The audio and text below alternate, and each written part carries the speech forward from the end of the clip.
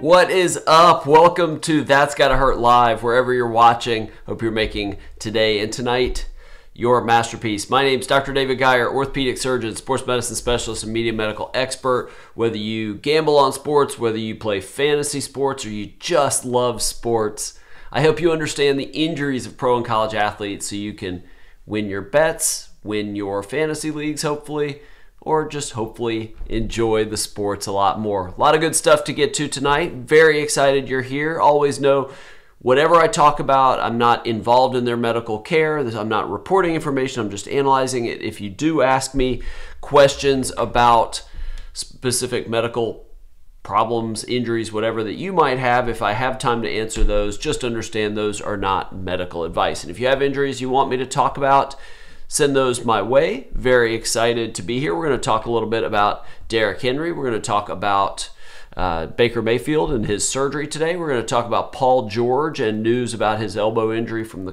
with the Clippers, and Donovan Mitchell's concussion. So a lot of good stuff to get to. My Memphis Grizzlies have bounced back into the win column, beating the Chicago Bulls on Martin Luther King Day on Monday, and tonight they play the Milwaukee Bucks, which may be a little difficult. We've got literally what seems like half our team out. Dylan Brooks was already out with an ankle sprain, but now Tyus Jones, Kyle Anderson, Desmond Bain at least, and maybe more than that, are out for health and safety protocols. So I would love for somebody to explain to me. I know the NFL stopped testing asymptomatic people, and I know the NHL just decided to do that. Why is the NBA still doing it? I'm not saying it's wrong. I just want to know the theory behind it. Testing completely asymptomatic people, I'm just not sure I understand the rationale. And Debbie, I will try to get to your question a little bit toward the end. All right, let's start with Derrick Henry. My Tennessee Titans, the #1 seed in the AFC, may get Derrick Henry back. He went through and remember, he had the 5th metatarsal fracture, the Jones fracture, had surgery on it after week 8. They put in a plate and screws, it sounds like, from reports I saw today, rather than a screw down the center of the bone. And then they activated him to basically practice so that he could return within a 21-day window. And it looks like he's going to be activated for the game on Saturday against the Cincinnati Bengals. They have not said that completely, but today was his first practice against contact. And basically Vrabel and the coaches allowed the defensive players to bump him and to hit him to replicate what it would be like in a practice. And it sounds like it went great. Apparently there's no difference between his left foot and a right foot. Again, we're looking at now 10, 11 weeks out. Still really remarkable. Those typically heal in about 8 to 12 weeks, but then you still have to get back to full running speed and being able to push off and change directions on it. So very excited.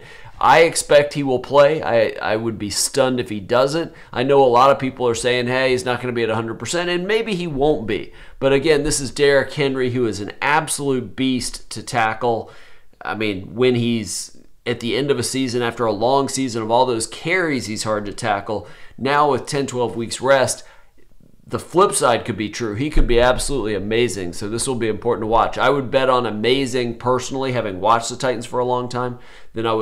Then my orthopedic brain is telling me that he'd be at 60, 70, maybe 80%. So we'll see. Baker Mayfield, the quarterback for the Cleveland Browns, had surgery today. He had surgery by Dr. Orr Lymphostati, who is out in the LA areas, the Anaheim Ducks team doctor. Sounds like what Baker had is he had an arthroscopic repair of the labrum, the cartilage bumper that holds the ball in the socket. We talked about this in a show a couple weeks ago, or maybe 1 week ago, how that shoulder's been popping in and out of place all season. That's his non-throwing shoulder. He throws right-handed, but still a problem because you need to be able to continue playing if you get tackled and all that kind of stuff. And they tried to get him through the season. They did, but he was severely limited. Tried wearing a brace and all that doesn't help. Now, what they do in that surgery is they go in and basically with stitches and anchors tighten up the capsule in the front of the shoulder and then use and pass it under the labrum, the cartilage bumper, and anchor that back down into the socket. It's sort of the analogy I use. If you have the waist of a pair of pants, you sort of take it in. You sort of plicate or tuck in that capsule and reattach the labrum onto the socket with anchors. That surgery, that the repair typically heals somewhere between 6 and 12 weeks, but you've got to protect the repair long enough for that to happen. You can't just be doing a ton of motion right away, but you don't want to go so slow that it gets stiff. So I tell patients that it's a little bit like walking a tightrope. You've got to keep them moving a little bit and work on getting their strength back a little bit in a way that doesn't disrupt the repair. But the risk if you did too much is you just pull all that apart and then you get a recurrent problem, need another surgery. So they have to go a little slow. They're saying he should be cleared 100% by training camp. I would project this somewhere 4 to 6 months typically for a contact collision sport like football. So that seems pretty reasonable, that if you do it today, middle of January, that by middle of July, certainly the beginning of August, that you'd be 100%. So that absolutely seems reasonable. Again, non-throwing shoulder, I expect that this should heal fine. No problems heading into next season.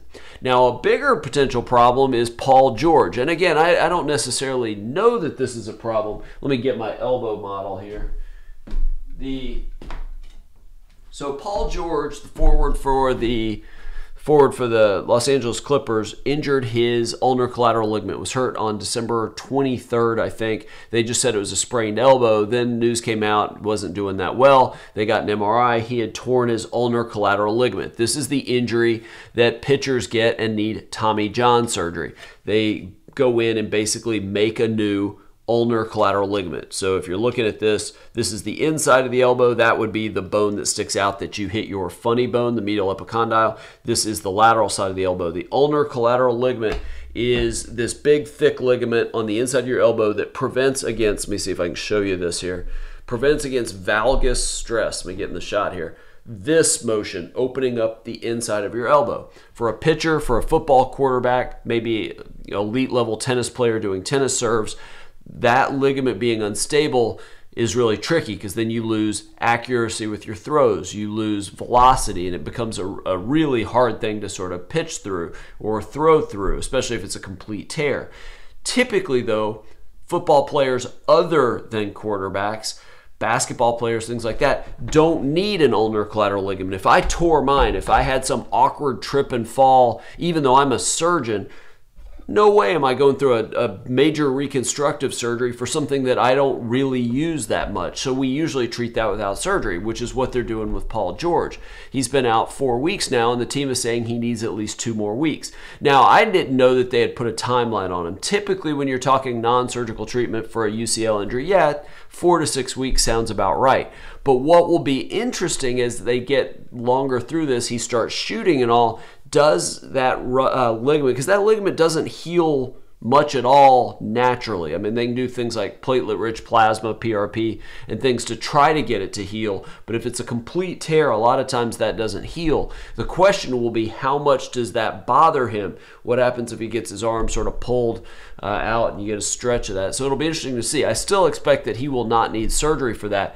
But if he does, and again, I would not bet on that. I'd bet on that he'll be back in a couple weeks. But if he does, you are talking about pitcher, we talk about 9 to 12 months and a second season before they really look normal. For a basketball player, I'd say that'd be more like 6 months recovery. Still a major operation. Let's hope he doesn't need that. And finally, let's talk about Donovan Mitchell with the Utah Jazz, their star shooting guard. Tremendous talent. Was injured in the game against the Los Angeles Lakers Monday night, and I never saw a replay of it, but somehow he hit somebody's knee or something. I'm not exactly sure what happened, but they're saying he's definitely out tonight. No real surprise. That's been in the news most of the day.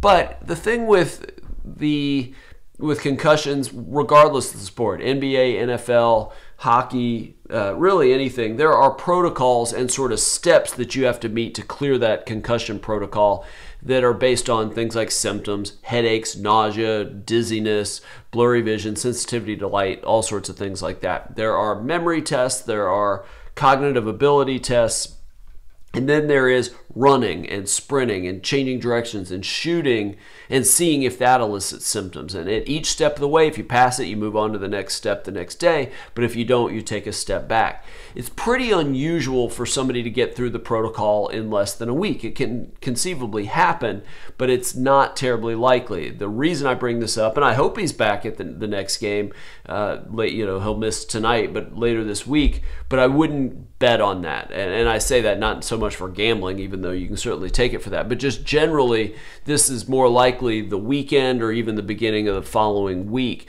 would just be the standard even for a mild concussion. So that'll be one to see. All right, if you have any athletes you want me to talk about, certainly let me know. Let me answer this medical question for Debbie. I haven't even looked at this. Broken wrist, bad, intra-articular fracture, 10 weeks or so swollen.